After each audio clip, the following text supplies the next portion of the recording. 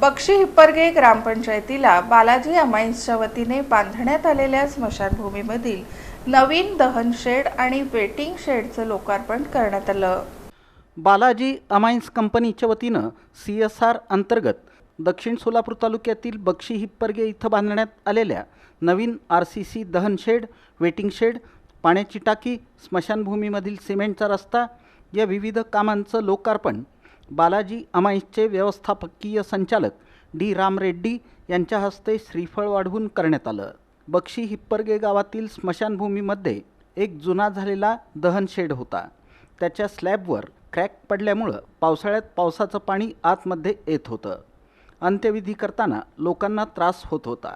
गावातील नागरिक आणि ग्रामपंचायत सदस्यांनी बालाजी अमाईन्सचे व्यवस्थापकीय संचालक D. राम रेड्डी यांच्याकडं नवीन दहन शेड आणि वेटिंग शेड बांधकाम CSR अंतर्गत करून मिळावं अशी मागणी पत्राद्वारे केली होती। या मागणीला सकारात्मक प्रतिसाद देत संचालक मंडळ आणि व्यवस्थापकीय संचालक राम रेड्डी यांनी तात्काळ मंजुरी दिली। या कार्यक्रमात गावातील नागरिकांनी D. राम रेड्डी यांचा बक्षी हिप्परगे ग्रामपंचायतीच्या वतीनं सत्कार केला। यानंतर स्मशानभूमी परिसरात वृक्षारोपण करण्यात आलं।